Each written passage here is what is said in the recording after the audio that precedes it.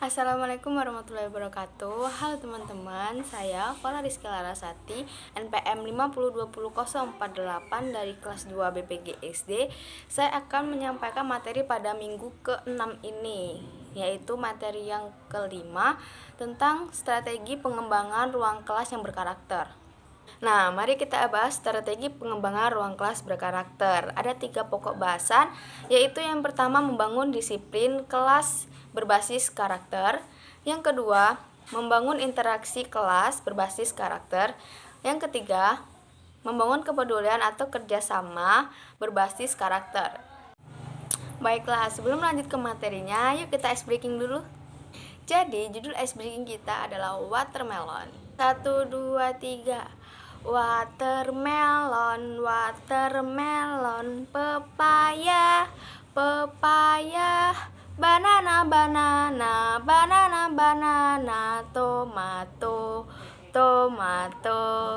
Kita ulangi sekali lagi ya. Kita bareng-bareng. 1, 2, 3.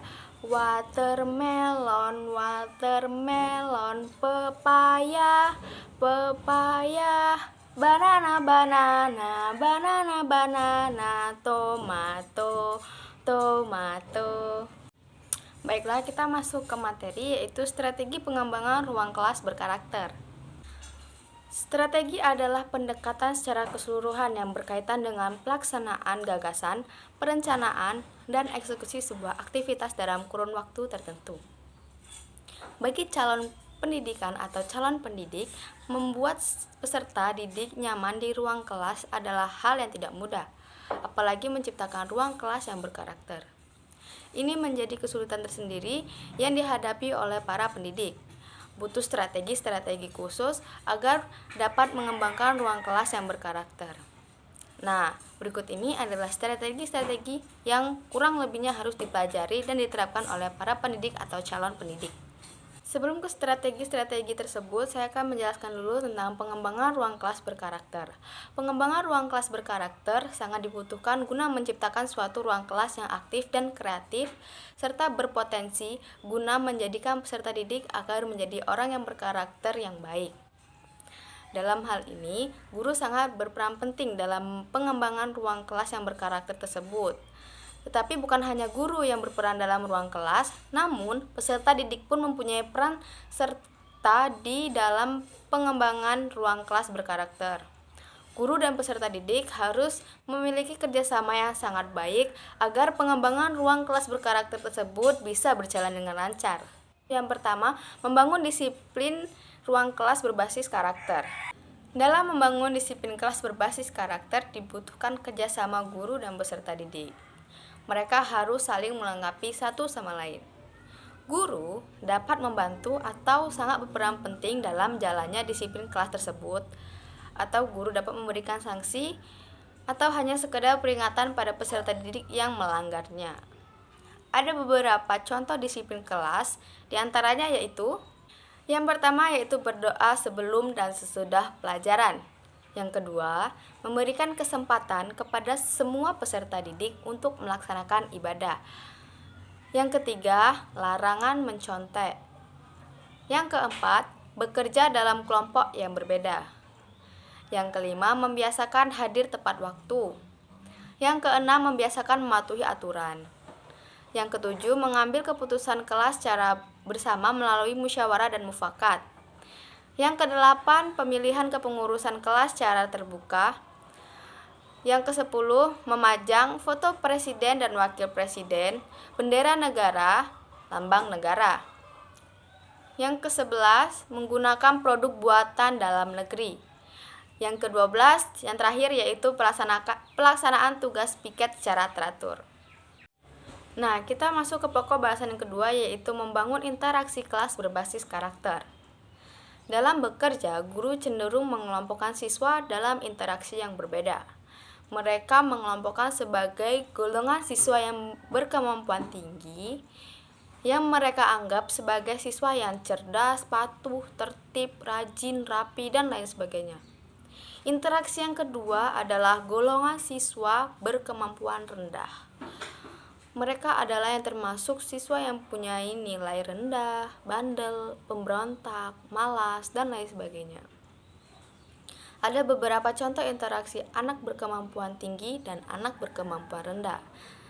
Yang pertama yaitu anak yang berkemampuan tinggi cenderung lebih murah senyum, sedangkan anak yang berkemampuan rendah cenderung berbicara lebih keras. Yang kedua, lebih banyak mengobrol, sedangkan anak yang berkemampuan rendah mengobrol seperlunya. Anak yang berkemampuan tinggi cenderung akrab dengan teman sebayanya, sedangkan anak yang berkemampuan rendah biasanya jarang tersenyum. Yang keempat yaitu anak berkemampuan tinggi berbicara secara intelektual, sedangkan anak yang berkemampuan rendah berbicara lambat. Yang kelima yaitu anak berkemampuan tinggi cenderung menggunakan kosakata yang kompleks, sedangkan anak yang berkemampuan rendah menggunakan kalimat mentah. Nah, adapun interaksi pembelajaran yang dapat dilakukan untuk membangun interaksi antara guru dan siswa, yaitu yang pertama interaksi satu arah, di mana guru bertindak sebagai penyampai pesan kepada siswa, sedangkan siswa sebagai penerima pesan. Yang kedua, interaksi dua arah antara guru dan siswa, di mana guru memperoleh interaksi balik dari siswanya. Yang ketiga yaitu interaksi dua arah antara guru dan siswa, di mana mereka saling berinteraksi atau saling belajar satu dengan yang lainnya. Yang keempat, interaksi optimal antara guru, siswa, dan siswa yang lain. Yang kelima, interaksi edukatif. Guru berusaha menjadi pembimbing yang baik. Nah, pokok bahasan yang ketiga yaitu membangun kepedulian atau kerjasama berbasis karakter. Dalam suatu sekolah, pasti ada yang dinamakan kerjasama. Kerjasama satu sekolah maupun lingkup dalam kelas. Kerjasama sangat dibutuhkan dalam berjalannya interaksi antara peserta didik maupun guru. Jika semua peserta didik dapat bekerja sama dengan baik, maka akan tumbuh benih kepedulian antara mereka. Di samping itu, kepedulian akan membentuk karakter peserta didik yang lebih bersimpati dan tanggap dengan lingkungan sekitar. Adapun contoh kerjasama dan kepedulian antara lain yaitu yang pertama, mengerjakan tugas kelompok. Yang kedua, menjenguk teman yang sakit. Yang ketiga, saling membantu jika teman kesusahan. Yang keempat, tidak saling menjelek-jelekan teman. Yang kelima, selalu menghargai pendapat orang lain. Nah, mungkin itulah tadi materi beserta 3 pokok bahasanya yang dapat saya sampaikan. Saya mohon maaf jika banyak salah kata yang saya ucapkan. Kepada Tuhan saya mohon ampun. Saya akhiri. Wassalamualaikum warahmatullahi wabarakatuh.